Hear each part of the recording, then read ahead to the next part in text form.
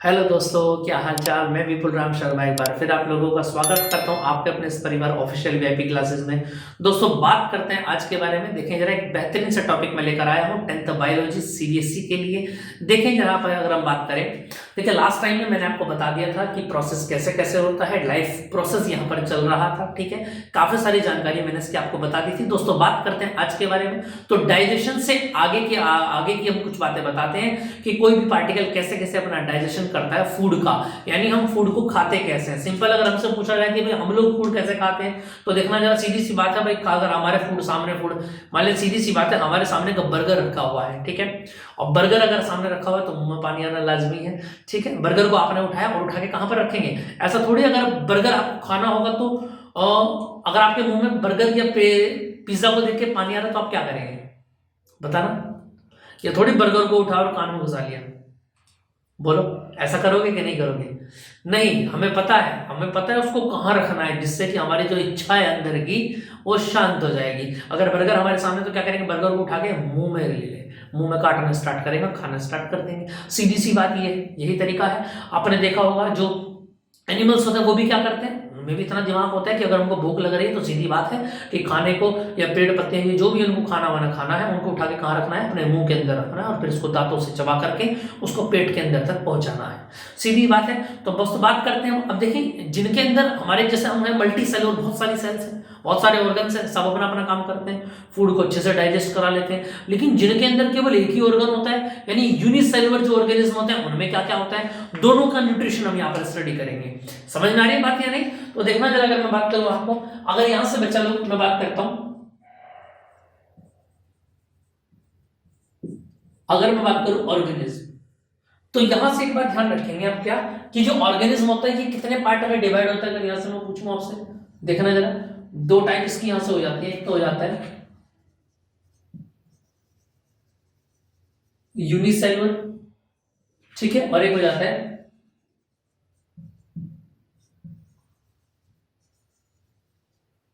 एक तो हो जाता है यूनिसेलुलर और एक हो जाता है मल्टी सेलुलर। यानी इसमें क्या होता है, इसमें सीधी सीधी बात यह है क्या कि ओनली वन सेल। इसमें कितनी सेल होती है? केवल एक सेल होती है। और अगर मल्टी सेलुलर की बात करें तो क्या लिखेंगे यहां पर? More than one. यानी यहां पर क्या होती है, एक से ज्यादा सेल्स पाई जाती है। ठीक है, इसलिए इसको क्या कहते हैं? Multi cell. और इसमें एक होता है, इसको केवल वन सेल कहते हैं। अगर यहां पर इसके बारे में अगर हम बात करें तो एग्जांपल में क्या क्या स्टडी हम यहां पर करेंगे, देखना जरा। एक तो हो जाता है अमीबा और एक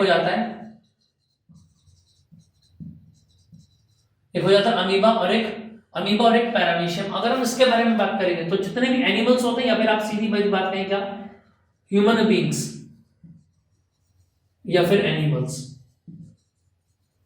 क्या हो जाते हैं इसमें? एग्जाम्पल हो जाते हैं। इतनी बात क्लियर समझ में आ रही है कि नहीं आ रही? बच्चा लोग बताना जल्दी जरा। इतनी बात आपको बहुत अच्छे से समझ में आ रही होंगी कि यूनिसेल्युलर कौन होते हैं और मल्टी सेल्युलर कौन होते हैं। क्लियर है? अब इनके बारे में अगर हम बात करें, देखो सिंपल से अगर हम बात करें ह्यूमन बींग्स की, तो अगर हम अपनी बात करें, मैंने अभी भी आपको बताया क्या, आपके सामने खाना रखा हुआ है, रोटी सब्जी रखी है, तो आप क्या करेंगे? उसको लेंगे, उठा के कहाँ रख देंगे? मुंह के अंदर रख देंगे। दांत उसको क्या करना? चबाना, च्यूइंग करना स्टार्ट कर देंगे, टीथ जो आपके। यानी ये उन दांतों का काम क्या होता है, जो बड़ा सा खाना है उसको क्या कर देगा? काट काट के छोटे छोटे पार्ट्स में डिवाइड कर देगा, और उसके बाद वो गले के माध्यम मीडियम से कहाँ चला जाएगा? आपके स्टमच में चला जाएगा। स्टमच के बाद कहाँ चला जाएगा?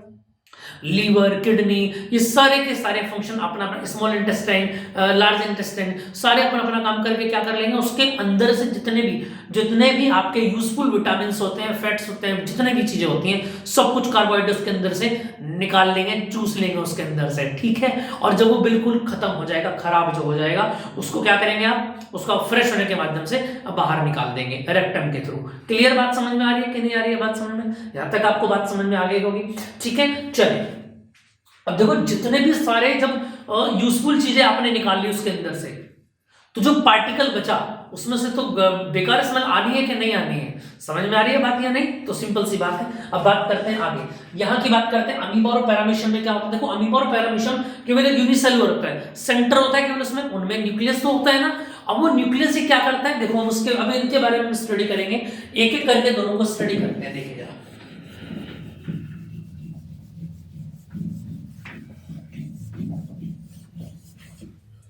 लो जी भैया देखें जरा, सबसे पहले अगर हम यहाँ पर बात करें तो ये डाइजेस्टिव सिस्टम आपके सामने लिखा हुआ है और इसके अंदर क्या बात लिखी गई है, इसमें लिखा गया है, देखें जरा स्क्रीन पर लिखा हुआ है यूनिसेलुलर एनिमल्स। यूनिसेलुलर एनिमल मैंने आपको बता दिया, सबसे पहले अमीबा को हम यहाँ पर लेकर के चल रहे हैं, ठीक है।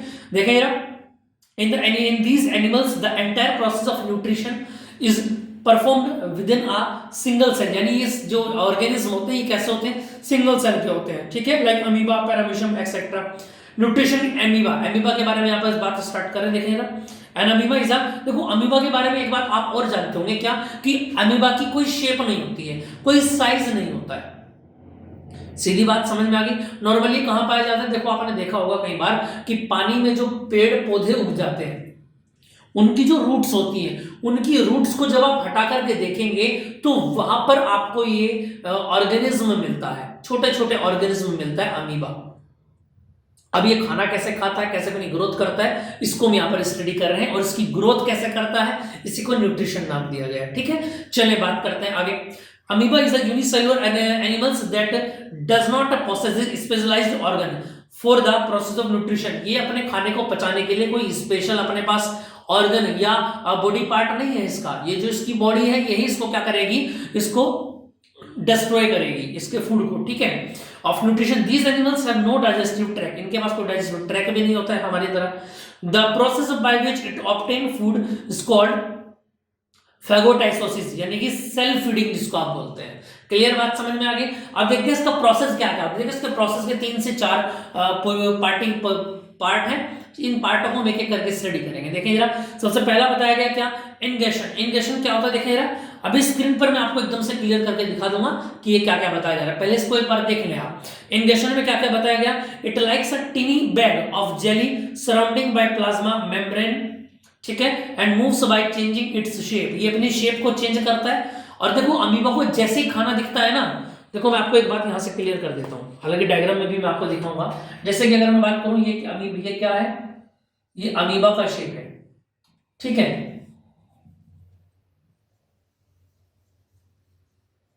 ये सेंटर हो गया बीच में। अब देखो जैसे कि यहां पर मान लिया, यहां पर क्या था, यहां पर खाना था, ये फूड आ गया यहां पर, जैसे कोई फूड का पार्टिकल है तो अमीबा क्या करता है, देखो ये 2 पार्ट में डिवाइड हो जाता है, ये इस तरीके से, जैसे बीच में बंद था ना, लेकिन जैसे इसको खाना दिखेगा और भूख लगेगी तो अपनी मम्मी को नहीं बुलाएगा, मम्मी खाना दे दो हमारी तरह, ये क्या करेगा, देखो पार्ट में डिवाइड हो जाता है इस तरीके से।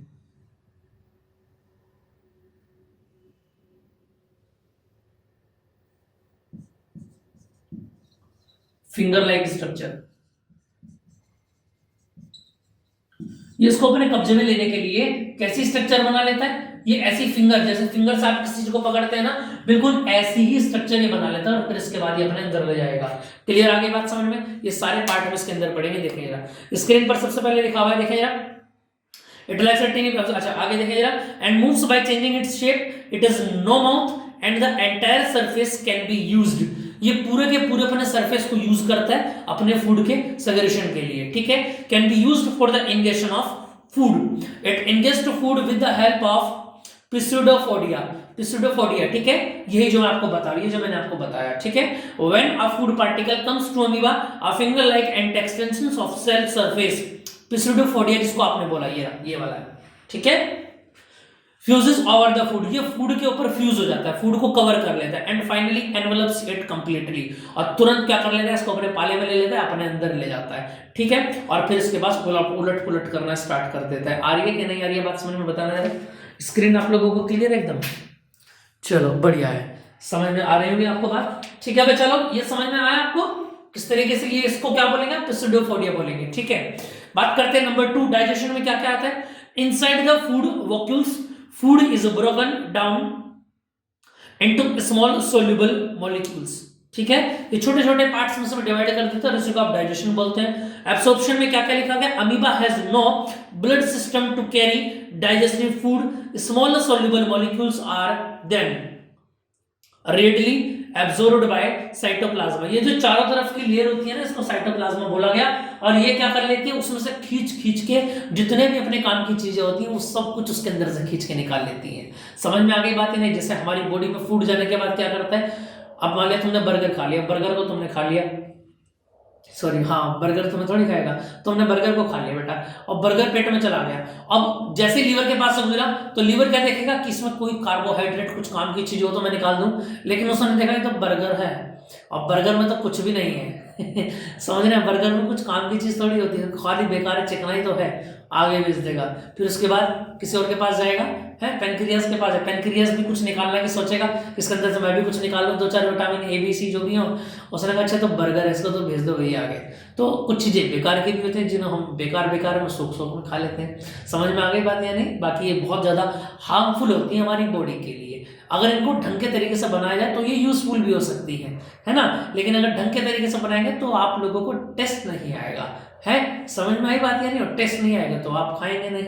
चलो भाई बात करते हैं आगे, अपने टॉपिक पर वापस आए, क्या लिखा हुआ इसके बाद देखना जरा, तो यहां से आपको समझ में आ गया। इसके बाद हो जाता है एब्सॉर्प्शन, क्या होता है ये मैं डायग्राम से भी आपको क्लियर करूंगा। Absorption, amoeba has no blood system, amoeba के अंदर ब्लड नहीं होता, याद रखना, ना ब्लड वेन्स होती है, ठीक है। क्या बताया कि टू कैरी डाइजेस्टिव फूड, जैसे हमारी बॉडी में ब्लड फ्लो करता है ऐसे अमीबा के अंदर कोई ब्लड फ्लो नहीं करता है, तो यानी फूड डाइजेस्टिव फूड को एक जगह से दूसरी जगह पर ले जाया कैसे जाएगा, इसके बारे में बात करते हैं। Small soluble molecules are then readily absorbed by cytoplasm. इस साइटोप्लाज्म में क्या होते हैं, कुछ ना कुछ क्या छोटे मॉलिक्यूल्स होते हैं जो इस पूरे काम को करते हैं। क्लियर आ गई बात समझ में या नहीं? और हमारी बॉडी में ब्लड वेसल्स करती हैं वो काम, ठीक है, समझ में आ गया।